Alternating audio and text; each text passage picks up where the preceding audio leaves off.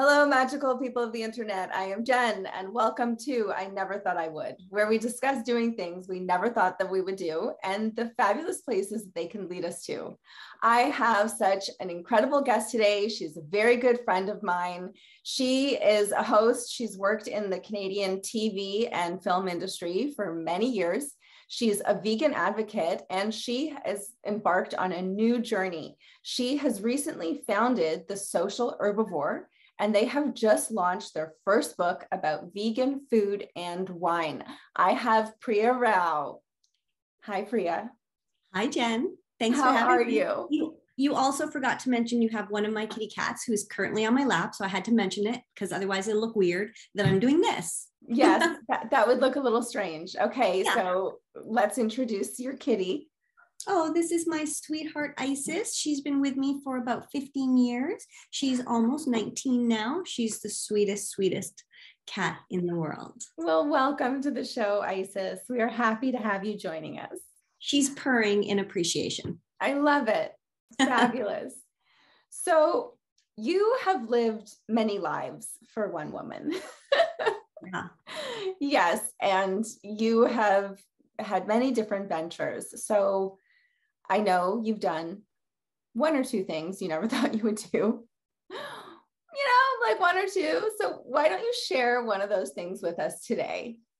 Sure. Well, I started out, it's funny, when I was in university, my plan was I studied Japanese at university, and my plan was to become an international lawyer.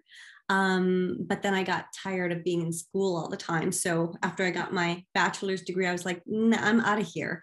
So it is weird in a way where my first kind of career wound up, which was in, as you said, the film and television industry here in Canada.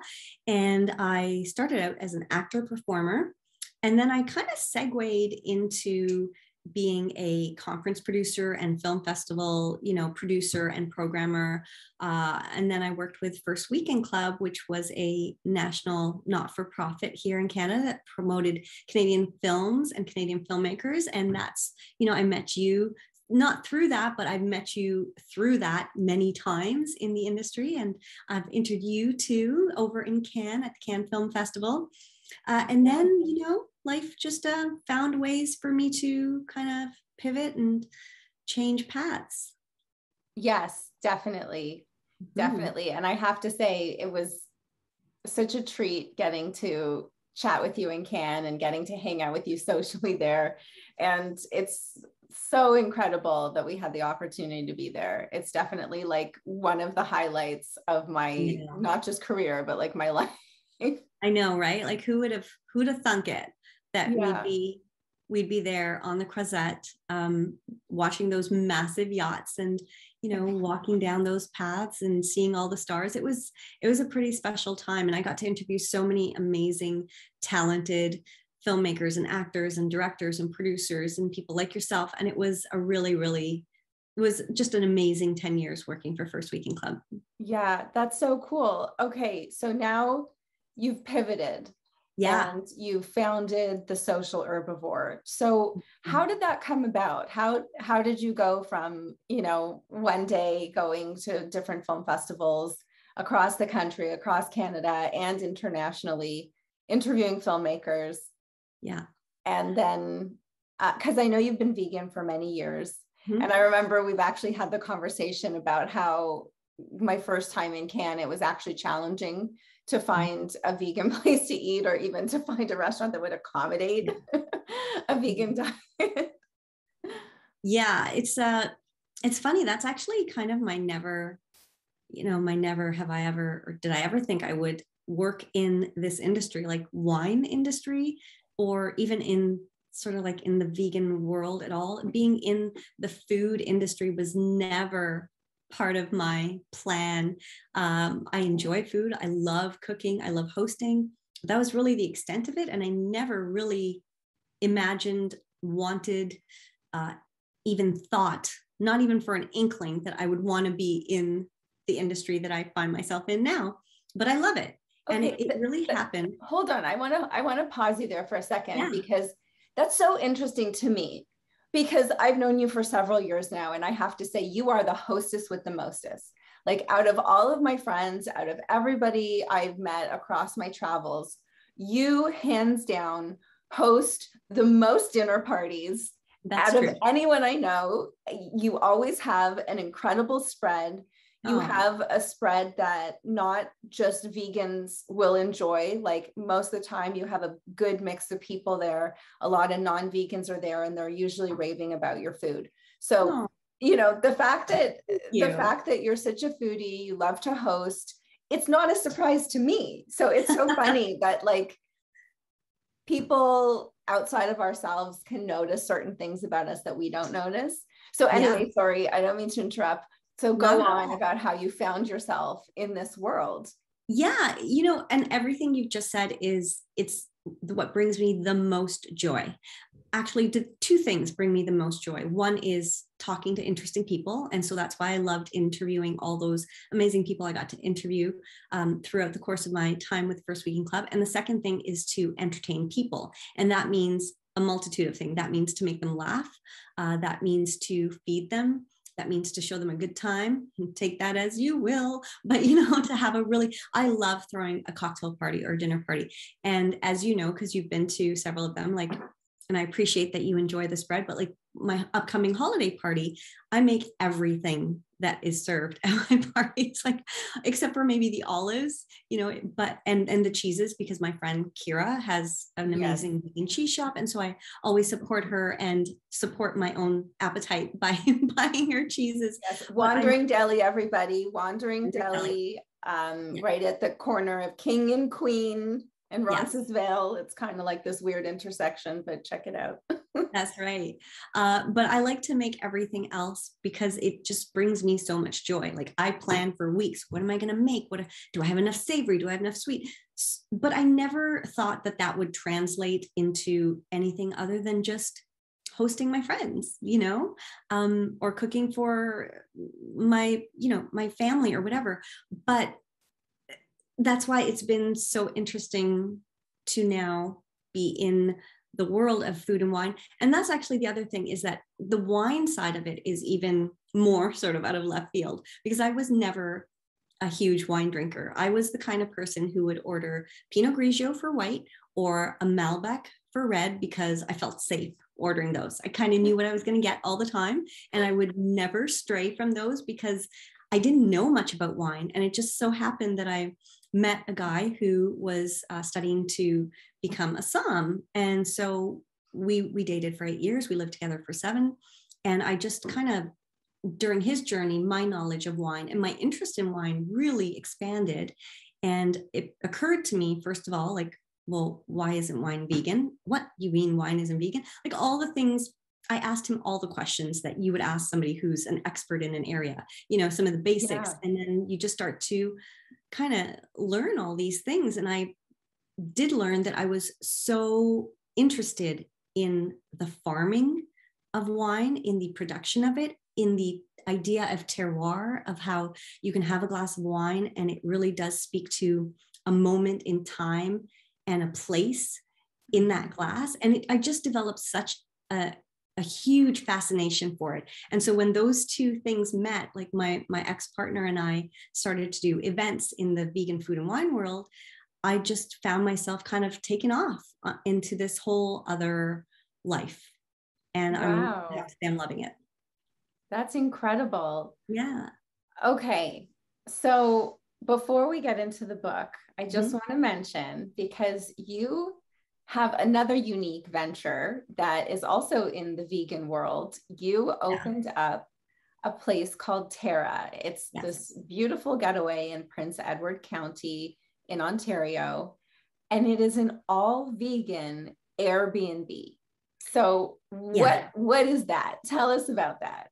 Okay. So, I mean, as it happened, my 8-year relationship kind of fell apart, and I had sold my house. I had a little bungalow here in Canada, in Toronto.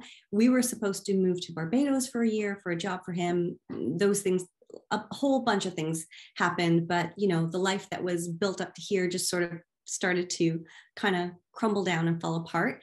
And I was left sort of wondering, okay, what's my next move? Because I kind of had put all my marbles into like one pot here that, okay, I'm going to do this vegan food and wine thing with him. We had started a company and it was building and everything was kind of progressing so nicely. So when that relationship disintegrated and my dad died and, you know, a whole bunch of things happened and I just moved into this new place with my partner, but within a month he moved out and I was just like, well, now what?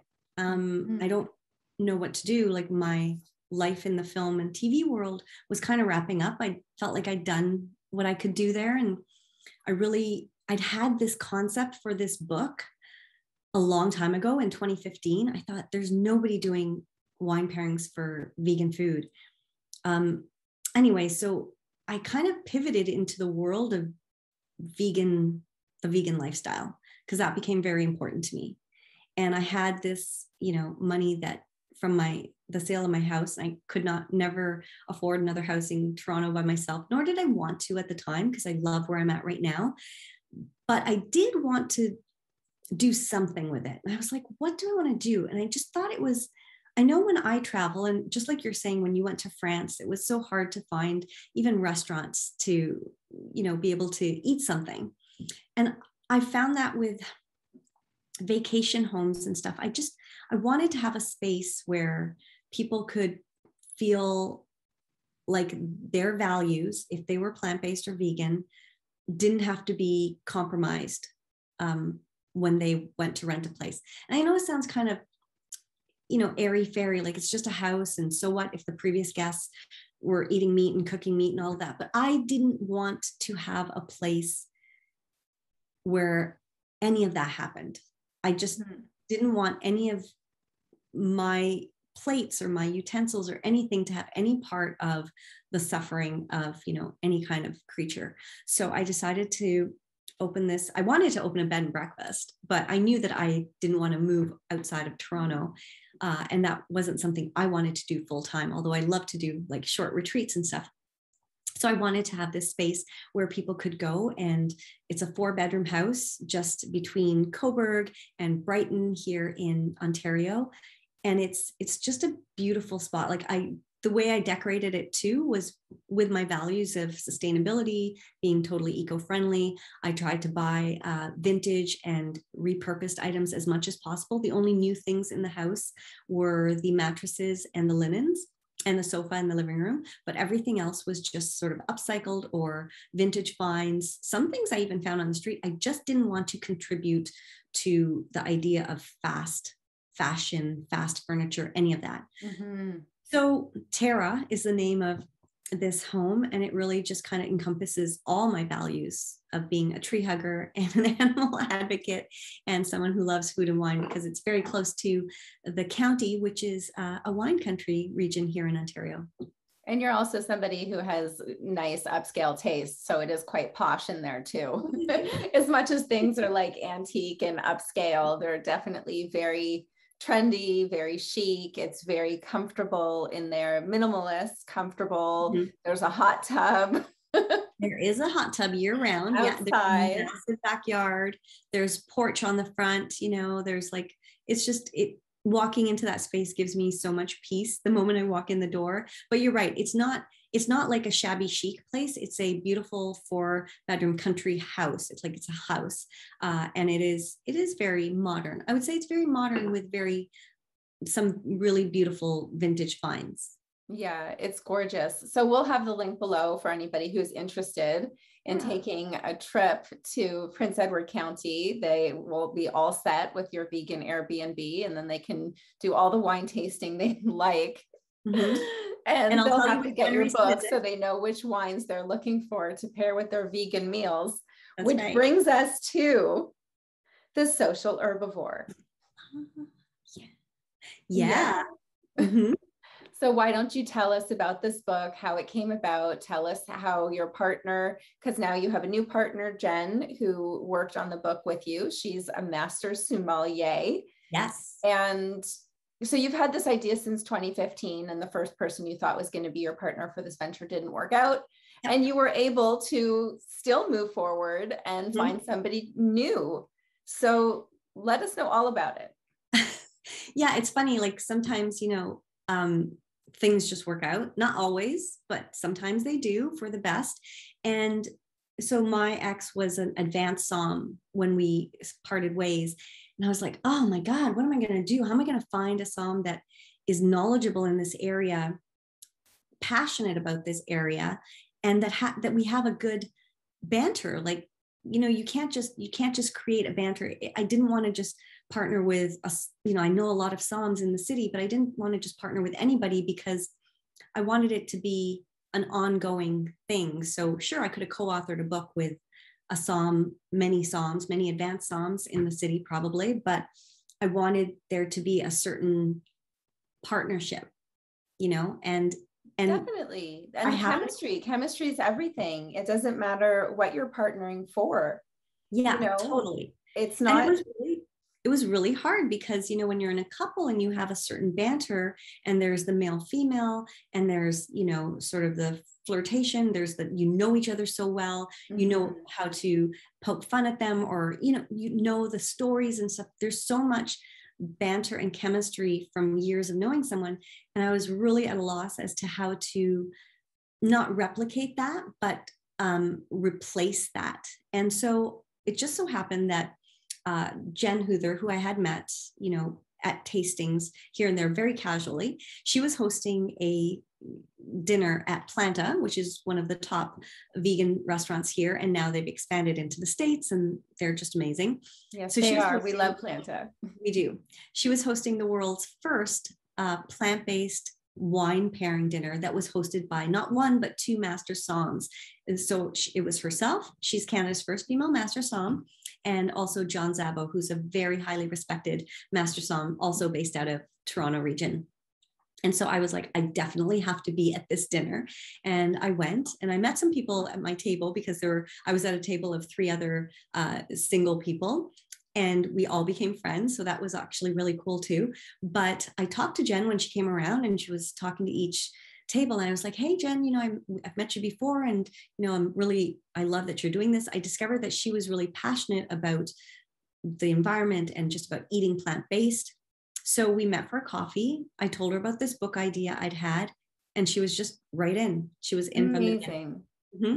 Yeah. And so now we've established not only the book, but we established a company first called the Social Herbivore. So we do events at wineries, we host dinners, we interview winemakers, we post a lot of information about vegan wine and vegan food and wine pairings. And then of course, we wrote the book.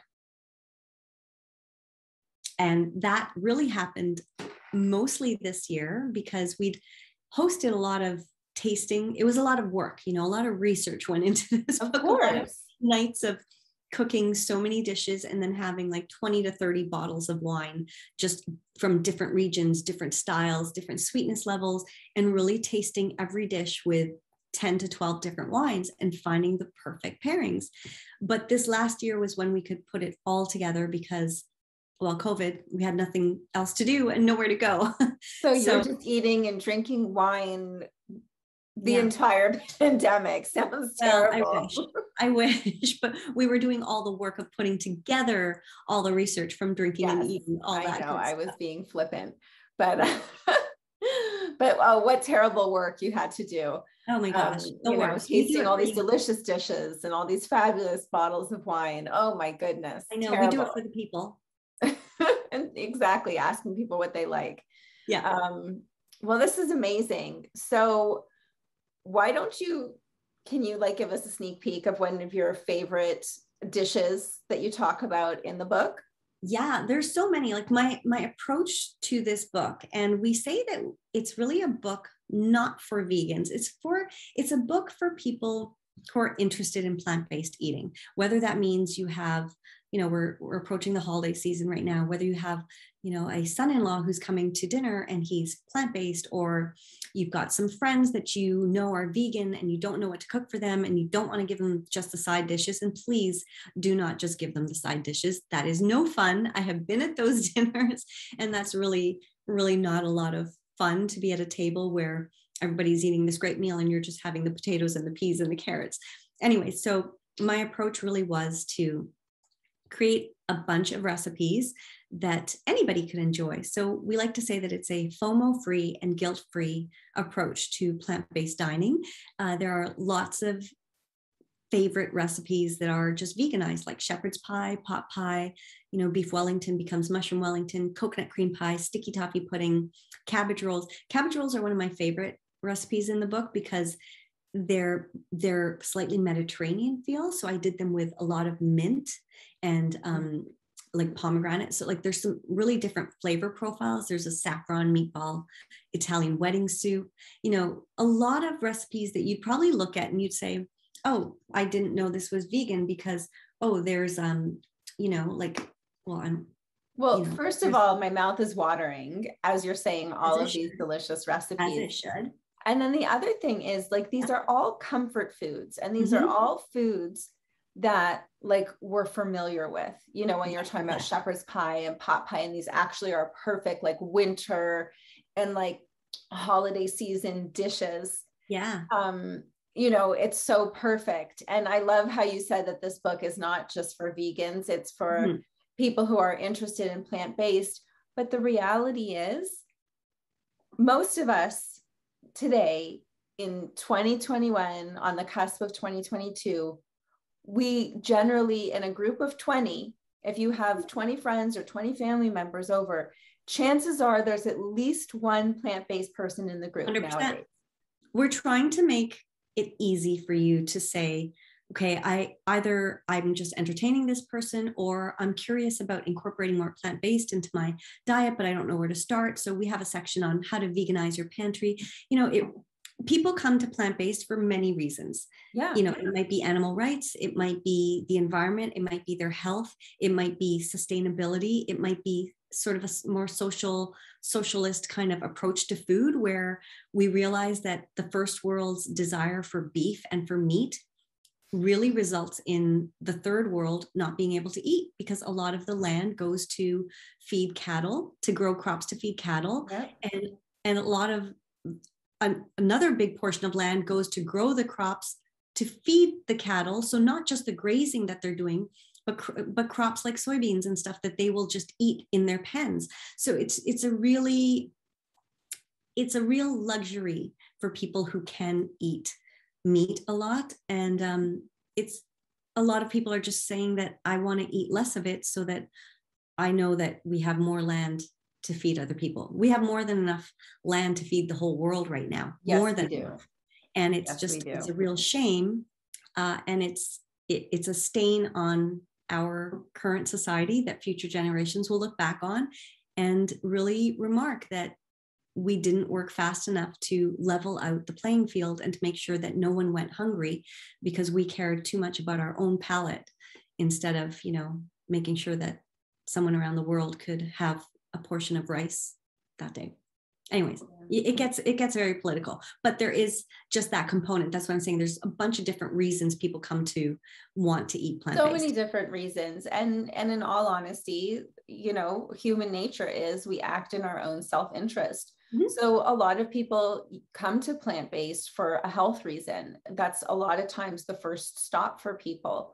Please let us know where people can find the book, but also where they can find you and the Social Herbivore, because you have all these different events going on. And I know you will continue to have more events. So where do people find you? Where do they find the book?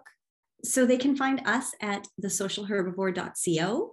And the information on where to find the book is also on our site. You can order it from wherever you are. You can order it on Amazon Direct. If you're in Toronto or in the GTA, you can buy it at a bunch of different locations here. So Wandering Deli, which we've already mentioned, in the West End, and Bossa Nova, which is a fabulous wine and beer bar that stocks primarily vegan wine and beer, which is super cool. And I'm so excited for those guys.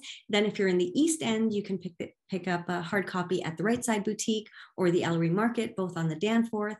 If you're in wine country, it's available at Carlow Estates in Prince Edward County and at Two Sisters and Leaning Post in the Niagara region. So it's really available all over the place. I do want to just say one other thing, which is really important to us about the book, is that we separate the categories into small talk, big talk, and sweet talk, because really for us, it's about the joys of dining with people you love, or, you maybe sometimes don't love so much, but just having those fabulous conversations across the dinner table. And a portion of proceeds of everything that we do go to support the Toronto Vegetarian Food Bank. So if you pick up this book for yourself, or for a stocking stuffer, or for someone you love anytime throughout the year, just know that you are supporting a really great cause. And I guess that's all I have to say about that. Thank you so much, Priya. Thanks for taking the time to chat today. And thanks for telling us about all the fabulous things that you're doing. Thank you, everybody out there in the interweb, for tuning in today. Don't forget to check out the socialherbivore.co and get your copy of the book. Get a copy for a loved one. There's going to be someone at your dinner party. Somebody's going to show up this year who's plant-based. You're going to need this book. Okay. You need it. So thank you again, Priya. Thank you out there, and everyone have a beautiful day. Thanks, everyone.